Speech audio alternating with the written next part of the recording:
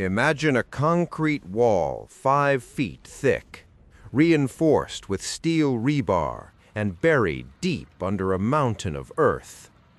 To the German soldiers inside the Siegfried Line, this wasn't just a fortification, it was a sanctuary. Standard field artillery bounced off these walls like pebbles. Even 155mm long-tom shells only chipped the surface. The Germans laughed at the American pop guns. But then the ground began to shake with a frequency they had never felt, a low, guttural roar that traveled through the bedrock itself. The Americans had brought the M1 240mm Howitzer. The troops called it the Black Dragon. It took 2 massive tractors to move a single gun, one for the barrel, one for the carriage. It took a crew of 25 men several hours just to set it up, but once it was emplaced, the math of the war changed instantly. The Black Dragon didn't just hit targets, it deleted them. Its shells weighed 360 pounds, the size of a grown man. When it fired, the vacuum created by the blast could collapse a soldier's lungs if they stood too close. At the Battle of Anzio, the Germans had a railway gun called Anzio Annie that was terrorizing the beaches. The Americans moved the 240mm into position. They fired. A single 360-pound shell found the German position and turned a massive railway gun into scrap metal. The invincible German defenses were about to meet a force they couldn't survive. By 1944, the Allies reached the Westwall, the Siegfried Line. It was a 390-mile-long nightmare of tank traps, pillboxes, and fortresses. Hitler boasted that no army in the world could break it. The 240mm Howitzer was tasked with proving him wrong. The problem with heavy artillery is usually accuracy, but the 240mm was surprisingly surgical. Forward observers would crawl within 500 yards of German bunkers. They whispered coordinates into radio sets. Miles away, the crews of the Black Dragon adjusted their massive hand wheels. The shells didn't fly in a flat line. They arched high into the stratosphere. They came down almost vertically, striking the tops of bunkers where the concrete was thinnest. In the Hürtgen forest, German soldiers reported shells that didn't just explode. They caused the earth to liquidate. Bunkers were not just blown up, they were driven into the ground like nails. The concussion alone was enough to kill everyone inside without a single scratch on their bodies. The Germans began to fear the American heavy more than the Allied Air Force. You can hide from a plane in a bunker, but against a 240mm shell, the bunker was your coffin.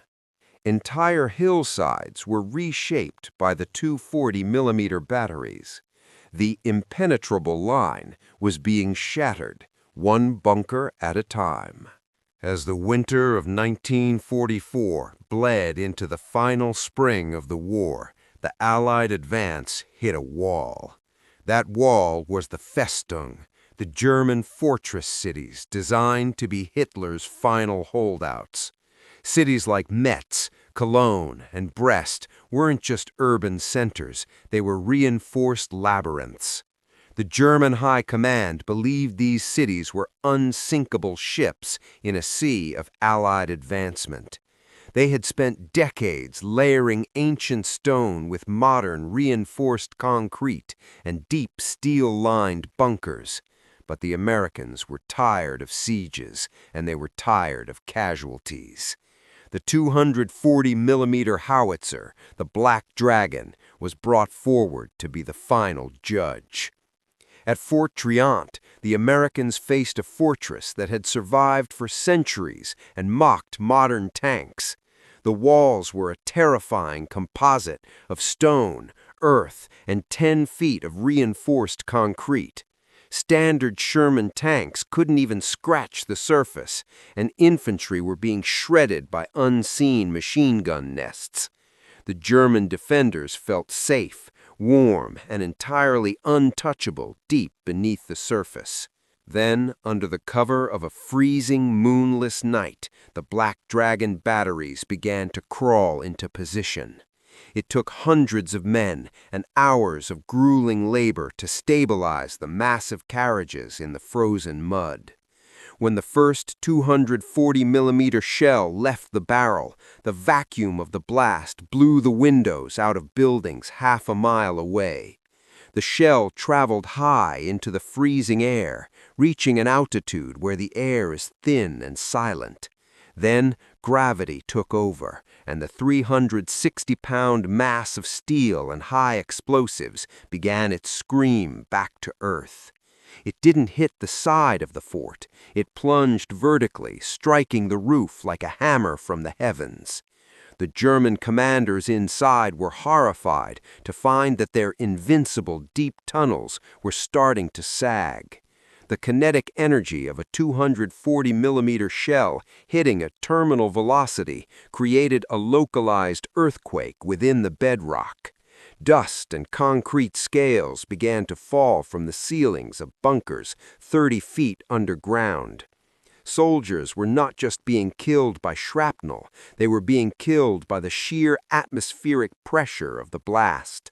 A single hit could collapse the lungs of every man in a room without leaving a single mark on their skin. The Black Dragon was essentially digging the German army out of the earth like a predator digging out a burrow. In the siege of Brest, the 240mm shells were found to have penetrated through 20 feet of reinforced concrete before detonating. The German garrison commander surrendered shortly after, specifically citing the unbearable and terrifying power of the heavy artillery. He told his captors that there is no defense against a weapon that turns the very earth into a weapon against you. Generals like George S. Patton began to demand more 240mm batteries for every major river crossing and city siege. It became known as the ultimate argument, the final word in any tactical debate on the battlefield. If a city refused to surrender, the Black Dragons were unlimbered, and the debate was effectively over. By the final months of 1945, the Luftwaffe had been swept from the sky, and the Panzers were rusting in the streets.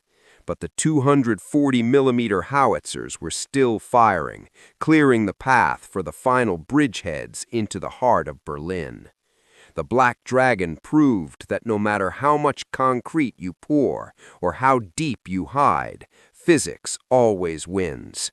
It was the heaviest, most brutal hammer the United States ever swung in the European theater of operations. And when it landed, it didn't just break the stone, it shattered the last remnants of the German will to resist. The war in the West ended not with a whimper, but with the earth-shaking roar of a 360-pound American shell. The age of stationary, impenetrable fortress was officially dead, buried under the craters of the M1. The age of American heavy metal had arrived, and the world had never seen anything like its power. When the history books speak of the victory, they talk of the planes, the tanks, and the brave infantrymen. But the German veterans who survived the bunkers of 1945 don't talk about the planes.